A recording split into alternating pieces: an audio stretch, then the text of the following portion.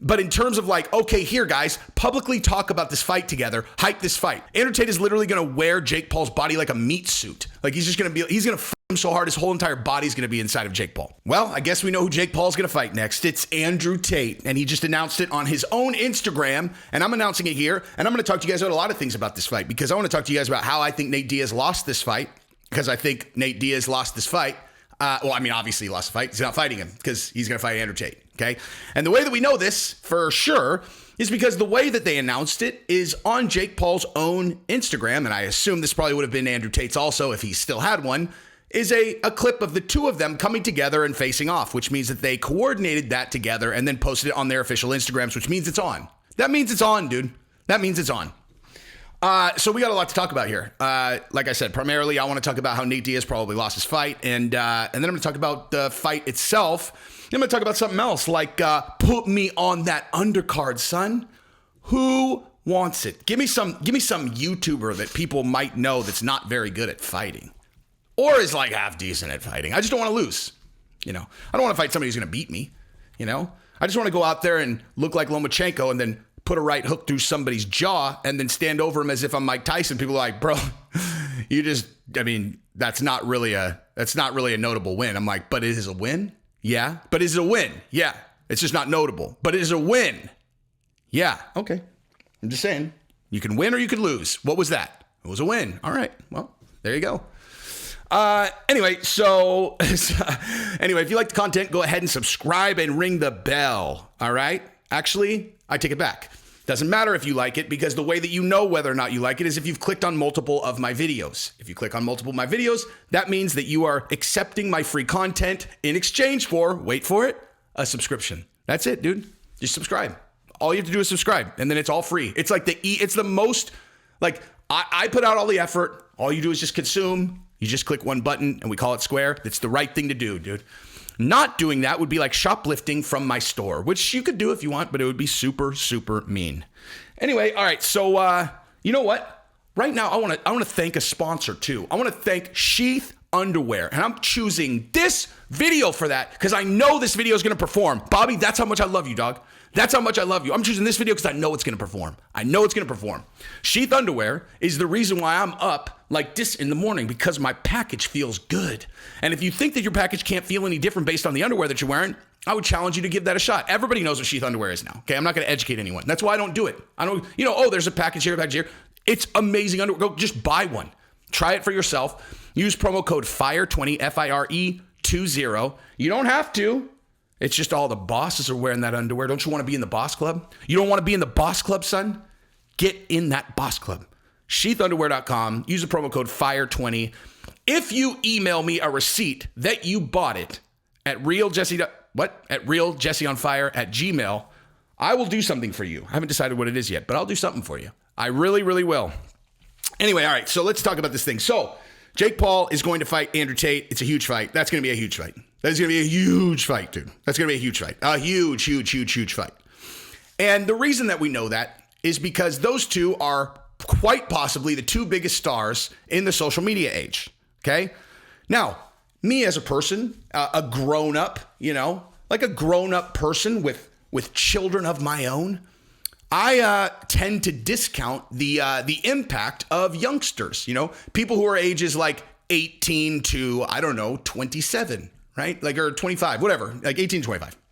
So like, as an example, if you were handicapping the midterms and you only spoke to people who are grown-ups, who have kids, you would have thought to yourself, it is fundamentally impossible that there won't be an absolute hurricane tidal wave of red. Like, literally impossible. Like, you're like, dude, I know a lot of people, man. There is literally no one voting for the Democrats. Like, no one. Like, no one.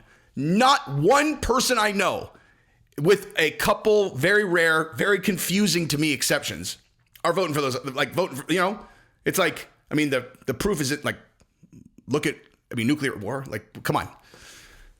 And then it ends up not being the case. And they're like, oh, you want to know how? It's because 18 to 25-year-olds pushed the entire thing over to the other side. So you're like, oh, wow. Now, why am I talking about that? Because what we're talking about is the number of those guys that there are. Okay. I don't care who, like, politics. Who cares? Right. Honestly, like, who cares?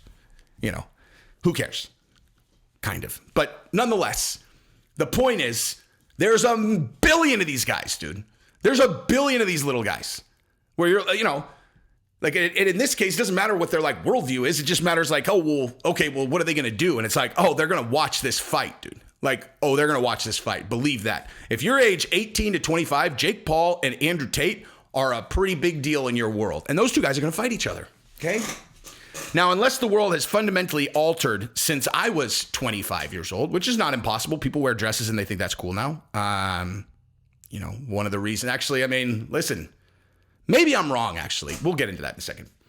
But yeah, I would assume people still like violence because all the proof is that humans still like violence. And so that being the case, these two big stars, like this thing's going to sell. And I would say primarily that is one of the main reasons that Nate Diaz lost his fight. Kind of. That's one of them because this is a much bigger fight than Nate Diaz. For sure, it's a much bigger fight. There's other things, though. The other thing is I said this before the Anderson Silva fight. And I'm sure lots of you guys who watch my stuff consistently can attest to this. I said, don't you guys think it's weird if Jake Paul beats Anderson Silva to then fight Nate Diaz? Like how does that make any sense? Like how does that make any sense? It doesn't make any sense. You're going to convince, because like Anderson Silva and Nate Diaz is a huge star, but he's a huge combat sports star, right? He's a huge combat sports star. People in combat sports, when they think of good strikers, don't go Anderson Silva, Nate Diaz. You know what I mean? It's like, if you've beat Anderson Silva, then the consensus among us is like, okay, well, you beat Anderson Silva. Like, why? No offense to Nate Diaz. Nate Diaz is a guy who came up to 170 pounds. And Anderson Silva was the 185-pound champion his entire career, based almost exclusively on his stand-up. And he even fought at 205 in some cases. Guys, I know he fought at welterweight also before that. I know. You don't need to comment that. I know. Believe me. There's nothing that you know about Anderson Silva that I don't know. I promise. That's probably not true. That might have been a little bit aggressive, but I'm filming earlier in the morning than I normally do. Okay? I have more energy now. But yeah, so I don't know how you sell a Nate Diaz fight after an Anderson Silva fight that Jake Paul won decisively. I said that before the fight even happened. And after the fight, I was like, okay, like, I guess they do Nate Diaz now because they're talking about it. Here's another thing though. And this is a big thing. So Nate Diaz and his crew, they went to the Jake Paul and Anderson Silva fight, and they got into some kind of thing with Jake Paul's people. I think when everybody saw that happen, they assumed, oh, they're just doing this to hype the fight. I know I did, where it was like, oh, Nate and his crew were there, and they slapped Jake's dad. I heard a rumor that he slapped Jake's dad. I was like, brilliant. That's actually what I said. I said, that's brilliant. Because then that's how you justify the fight, right? But two things. Number one is maybe everybody's like me now, where they're like, did he really slap his dad though? Like, did he really slap his dad? Did he really slap, that? Obviously Nate definitely goes around and slaps people. But when he slaps someone who's a public figure, you always, because Nate's smart, I know there are some people like that hear me say Nate Diaz is smart and they're like, what? And I'm like, he is, dude. When it comes to promoting fights, he's smart. But slapping the right person is part of that. So maybe there's lots of people who think like me. They're like, all right, sure. But there's also this other thing, right? What if that was just Nate and them taking it upon themselves to do kind of hood rat shit, Like they're like, hey, let's go to the fight. Let's go do some hood rat shit and lock down this fight. And like Jake Paul and them were like not necessarily in on it. And he's like, dude, you slap my dad? Like what if they weren't in on that? You know what I mean? Like seriously, like what if they weren't in on it? And Nate slapped Jake Paul's dad? And you want to know who else is real smart? Jake. Jake is real smart. All you have to do is just watch the guy. Like he might, might not be Andrew Tate on the mic. Speaking of that, dude, by the way, Andrew Tate is going to literally climb inside of Jake Paul's body in this buildup. They're obviously friends. But in terms of like, okay, here, guys, publicly talk about this fight together, hype this fight. Dude, Andrew Tate is literally going to wear Jake Paul's body like a meat suit. Like he's going to fuck him so hard, his whole entire body's going to be inside of Jake Paul. But anyway, so like, yeah, I mean, what if Jake and them weren't in on it and Nate slapped Jake's dad? Jake's like, okay, well, let me see. What do you want? Like, what do you want? Because I've talked about this on the channel and everywhere else a million times, okay? If you're a person who only responds to a person's, like someone does this to you, you do this. Like someone did this, you do this. Someone did this, you do this. You know what that makes you? It makes you fucking predictable, dude. And you want to know what you can do to predictable people? You can get them to do what you want, It's like, here, dance monkey. Dance monkey. Dance monkey. When you end up in a, or not you, but when people have ended up in kind of strategic back and forths with me, I will use the fact that they think they're winning to have them do what I want them to do. I don't give a shit if you think you're winning. I don't care, right? I just want you to do the thing, okay? So I'll do this, and then you do exactly what I knew you would do. You high five your friends, and I go, oh man, jeez, got me. Good for you, bud. Good for you. And then privately, with the circle of people that I actually care about, I'll be like, I just mind fucked him into doing that. He thinks he won. Fucking idiot. Just did exactly what I wanted him to do. So the way that plays to Jake is like, let's say Jake was not in on that and not cool with Jake slapping his dad. Well, what does Jake know that Nate wants? Like, he's like, oh, I'm going to kick his ass. It's like Nate's all, yeah. Hey, yeah, come kick my ass. Exactly what I want. And Jake's like, no, I'm going to go fight Andrew Tate. Who wins now? I think I'm going to go fight Andrew Tate, actually. So you slapped my dad. Now I'm going to go fight Andrew Tate. I'm just saying, I was really excited about our fight. I don't know. I just kind of lost interest, though. I beat Anderson Silva. You slapped my dad. And so I'm going to go fight Andrew Tate instead of you. So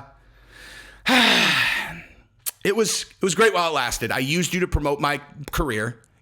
I used you to talk about my career a lot. I used your platform. I got you to say Jake Paul. I got everyone thinking about me fighting you, and that really helped me. But I guess it didn't really benefit you very much, did it? Although I guess it motivated you to get out of your UFC contract. But I guess what are you going to do now? What are you going to do now? Because I'm going to go fight Andrew Tate. So, and by the way, I'm just saying this would be what he'd be thinking if he was pissed that Nate slapped his dad. Which maybe he is, or maybe he just wants the bigger fight. Who knows? Okay, so the fight itself, though, let's talk about that, dude. Let's talk about that. So Andrew Tate, if you guys have watched him fight, has a very up and down. I don't even know how to describe it. He's got a very up and down style, right? Like he stands very straight. His head is right there, right? And he does it, as I can tell, where he's doing that on purpose. Like he's not coming in, he doesn't fight like that. He is literally putting his head out there. It's a perfect match for his personality. He's like, here's my head. Come get it. Here, come get my head. Come on, dude. Come get my fucking head, dude. It's right here. Come get my head. And he just thinks as they come in, like he's like, you start swinging, I'm going to knock you out before you knock me out.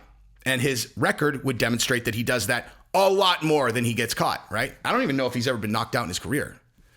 So clearly what he's doing is working for him in kickboxing. That said, this is boxing, not kickboxing. And we know that kickboxing and boxing, they don't translate very well usually. I talked about that with the Anderson Silva fight. I was like, he's like the only guy who's like a Muay Thai or kickboxer, where when he started boxing, I was like, oh, he looks like a boxer. He like actually moves and boxes like a boxer. Most of them don't. And I have no doubt Andrew Tate will be able to put together like a good boxing game. But Jake Paul is a good boxer now, dude. He's a good boxer. If I had to bet, I would bet on Jake Paul for sure in this fight. For sure. He's also way younger. Way younger. He's also been training nonstop for the last however many years. Although I don't really know what Andrew Tate does. So maybe he trains too. But who knows? Who knows what's going to happen? But if I was going to bet, I would bet on Jake for sure. But with that said, if I were Andrew Tate or Jake Paul, what I would be thinking when I saw this video is like, okay, well, how do I put this guy under my label and launch his podcast and make $1 billion by taking a piece of his career forever? I'm definitely open to that, you guys. Like, I'm totally open to that. Both Jake and Andrew. We should talk about that. We should. I mean, because talent is obvious, you know? Talent is obvious. Obvious. It's just a matter of, here, have you guys seen this? Oh, geez. Hey, do you talk about anything besides MMA? Yeah, I do. It's just a matter of people just kind of going, here, Jesse, here's your platform, and I'm going to take $1.5 million a year from, the large pool of money that your show generates. I'm just saying that's going to happen. It's just a matter of who does it. And then I'm going to play these videos over and over and over. Once my show blows up, one of the biggest shows in the world, I'm literally going to play the 100 times that I said on this video or on this channel, like, hey, I'm just waiting for like the right big person to just platform me and go, hey, here's our new show that we're launching. Boom. And it would be free money forever because I produce all my own stuff. And it's just, you'll see. It'll happen. Anyway, so I'm excited for this fight. And I don't know if you prefer this style. You guys are like, hey, Jesse, you should film in the morning more. This is what I'm like in the morning. Usually I'm filming in the late afternoon and I'm tired. People are like, oh my God, he's all coked up. Actually, what you're looking at is me tired in the afternoon. Like, look at how much energy he has. That's actually me on low energy, dude. That's me late in the afternoon, tired most of the time. This is what I'm really like. So anyway, yeah. That's what I got. You got to know what I'm doing today, you guys? So, like some of you guys know, I got terminated from my employment for not having the jab while being the number one rep in the country at the time. Number one in the country, 160% of my number, and terminated for being the only person that wasn't jabbed. Okay. And then yesterday, I found out that the new role that I was about to take, they found my YouTube and they pulled the offer. So there's that also. So that's where I'm at. And so today what I'm going to do is I'm going to sit and I'm going to watch the entire, the Defiant Ones documentary and try to inspire myself to just finally just go, you know what? Fuck it. Let's do this for real, Because at some point you have to do it. Like, you have to do it. Someone sent me this thing yesterday. It said, a paycheck is the drug that your employer sends you to forget about your dreams. I was like, damn. Because I always think I'm making logical choices. It's like, dude, when I've had my jobs, I make a lot of dough, dude. But baby dough compared to what I'll make when I really, really blow up. But how are you going to blow up if you're spending 45 hours a week on a job that is paying you what seems to be real money, but like probably won't be once you blow up? Anyway, so I'm going to see if I can inspire myself to just let go of all of it. And just, I don't know. It's hard, dude. It's hard. I have a family, dude. You know what I mean? So what are we talking about? All right. Love you guys. Peace.